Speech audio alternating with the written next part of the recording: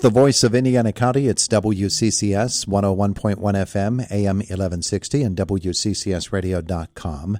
Well, the PA State Taxidermy and Wildlife Art Competition, Convention, and Trade Show will be happening at the KCAC this Saturday. It's the 45th annual show. It's the second show, right, Jens? Yep, our second show here at the KCAC. Yeah. And our conversation with Jens Jorgenson is brought to you by Marcus & Mack, voted best personal injury law firm in the Best of Indiana County contest. Marcus & Mack, a law firm representing injured people. Jens Jorgenson is indeed on the line with us this morning. The show is coming up on Saturday. Jens, it takes a lot to put a show like this together, and you've got a lot of help, and it's going to be a spectacular one, isn't it? Yeah, we're really looking forward to it. Last year, being the first year, we kind of had this trade show in conjunction with our own personal Pennsylvania Taxidermy Association convention. We decided to do this trade show, and last year was a learning experience for us. Unfortunately, last year it fell on the first day of trout, so that kind of made it a little bit tougher. And also, if you remember last year when we had that Saturday had that massive storm come through Indiana and half the town lost power, and so. Anyway, we've learned a lot from last year, and we're coming back bigger and better than this year. So yeah, well, it's a wonderful venue for it, and so much space, and people will really be looking forward to this show. Now, you've got the Sportsman Show itself from 10 a.m. to 4, and then the Taxidermy Showroom will be available from noon until 4. What's the difference? What are we looking at with the Sportsman Show? Yeah, so the Sportsman Show component of that will be held out like in the lobby area and then upstairs where all of the concession and food is when you would go there for, say, a basketball game. Mm-hmm. And we have, I think, close to 60 vendors, if I remember right, 60 table spaces sold for this year, with a wide variety of outdoor-related vendors there for that. There's, I know, like fishing stuff. There's a Boone and Crockett score there. There's honey makers there. There's just a wide variety of vendors for the public to come and see and mingle around and buy stuff and learn stuff. And so that is open the entire time from 10 to 4. And then from 12 to 4 is when we open our competition room for the public to come through. As the public is looking upstairs, if they're upstairs, they can see down into the competition room from up there, but actually from 12 to 4 is when it's open where they can actually come and walk through and look at all of the competition pieces really close and in person. We're going to do a good job this year of trying to not let everybody just go in there like a herd of elephants. You know what I mean? We're going to try to monitor and not get it overly crowded in there, but it's a good opportunity. We also are going to have a food truck there, so anybody that's there can grab lunch from a food truck. It's going to be parked right outside of the Kovalchik Center. So yeah. Well, it's a good opportunity. It's a big space down on the floor, and so folks will be able to move about freely, and they'll be able to see everything. And when I say everything, I mean it, because it's not just your basic, there's a deer head on the wall. I mean, this is real art. Correct. Yeah, we're when you come to something like this, you're looking at really high-end pieces, and some of the best wildlife artists in Pennsylvania and from other states are coming to this to compete. So they are going to get to see, it's just not a bunch of deer heads on the wall. You're going to see life-size pieces. You're going to see birds. You're going to see fish. You're going to see mammals. You're going to see reptiles. You're going to get to see it all, and it's a good opportunity for the public to come in and spend a good day. It looks like the weather's still feeling like it's winter, but it's kind of gearing us up towards spring, and, some of the fishing and hunting stuff that's coming up. It's a good way to kind of come out and get fuel that fire for the public to come see all this stuff. Yeah, I think one of the great things about a show such as this as well is you get a chance to see some animals in the wild that you never get to see.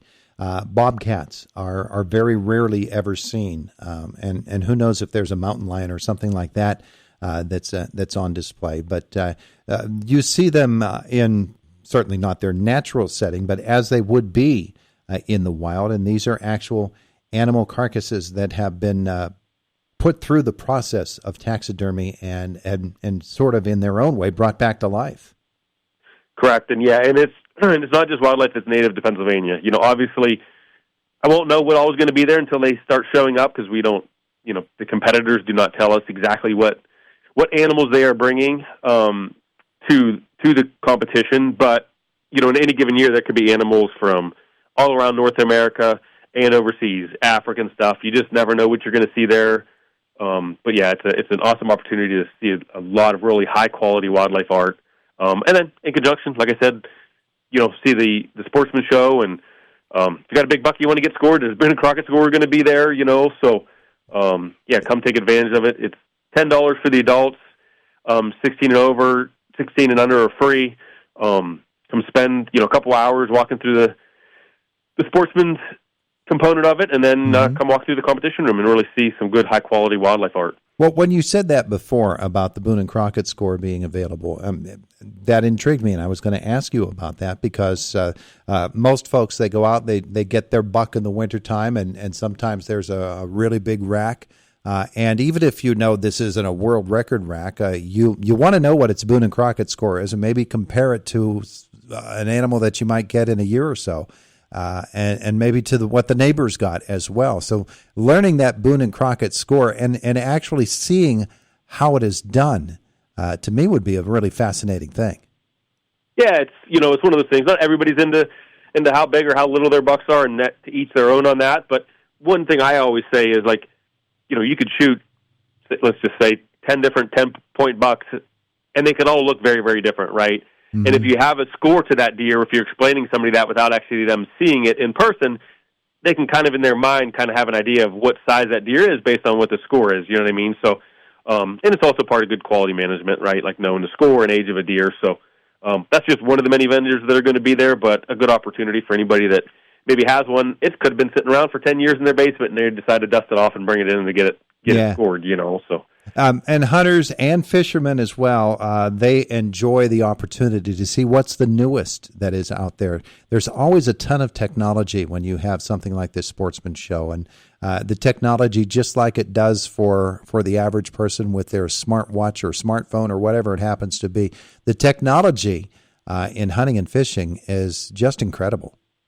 Yeah, it's growing, and you mentioned the fishing. Trout season's right around the corner, and we're going to have some really good fishing stuff there and some unbelievable giveaways. Ones that I would even be very, very happy to win. Some very good trout fishing giveaways that are going to be going on at the Sportsman Show. That everybody that comes can get signed up for. And it's an opportunity for not just hunters, it's fishermen, it's anybody that likes to do anything in the out of doors. And I know we got Huckabee Farms coming again this year that make tremendous honey.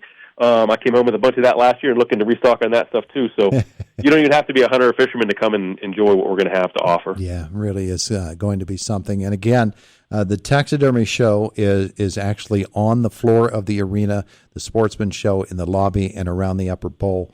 And that's the way that is set up, and food truck are there as well. It's going to be a tremendous afternoon or morning and afternoon at the KCAC on Saturday. And I know you'd love to see folks come out. Yeah, we're really trying to do something good here for not just our taxidermists, but a good thing for the public to do, and just a reason for the people to get out of their house and go and look at stuff to enjoy the outdoors. And we're really looking forward to it. I think we learned a lot last year, and hopefully this year is going to be smoother and bigger. And we know it's bigger, right? We've got more than double the amount of vendors we had last year, and so we're really excited to bring this opportunity to the public and appreciate everybody's help with putting this together. Hey, Jens, think back to last year's show and walking around that taxidermy showroom there, and some of the wonderful work that you saw. Was there something that, if it stands out to you, who've been doing this for a while, I'm sure would stand out to everybody else, but was there something that really popped out at you? Yeah, like I said, obviously being from Pennsylvania, you see a lot of deer and turkeys and bears and stuff like that, but we had some really exotic stuff last year. There was a full life-size alligator there last year. There was a life-size leopard there. So I'm always intrigued when I see stuff that's not Pennsylvania native. Uh-huh. Of course, it's always nice to see the Pennsylvania native stuff, but it is really, really intriguing when you see these large animals that are just not native to Pennsylvania. And then there was also a really cool piece. There were two bucks that had their antlers locked, and they were suspended by one. The other one was just kind of hanging off the side, and just some really cool large pieces that you just don't see normally in somebody's house. All right. So this was an actual taxidermy display of two bucks with their antlers locked. Yes. Yep. Two of them were locked together, and it was only attached by the leg of one of the deer. The other deer was completely suspended in the air. Wow. A lot of figuring on how to make that all work. Wow. That would be something to see. And I guess folks will get a chance to see things just like that coming up on Saturday. So it's at the KCAC. It's Saturday. You mentioned that you've got some really cool giveaways for folks, and And especially for kids that haven't had the opportunity to see this. If you're under 16, you get in for free. Yep, absolutely. And I don't want to promise too much stuff, but I do know that a lot of the vendors are going to have some stuff very much geared towards children, very specific to children. So, make sure to bring your young kids out there. And, that's our future, right? The future outdoorsmen and outdoorsmen and outdoorswomen are our kids. So we need to get them engaged and involved in the outdoors, and bringing them on a Saturday in March to come look at all this stuff and helps fuel that fire for these young kids. So very important. Good stuff happening. The PA State Taxidermy and Wildlife Art Competition, Convention, and Trade Show at the KCAC. Again, Sportsman Show from 10 a.m. to 4. The Taxidermy Showroom opens at noon until 4. $10 for adults 16 and over. Kids under 16 get in free. And the sales for these events will end at 3 p.m., so take that into account. A lot of folks coming together to make this happen. Jens Jorgenson, thanks so much for visiting with us today to tell us about it. Yeah, hey, appreciate the opportunity, and really excited to be out in Indiana this weekend. Beautiful, beautiful. Have a great day today. Thanks, you too. It is the voice of Indiana County. It's WCCS 101.1 FM, AM 1160, and WCCSradio.com.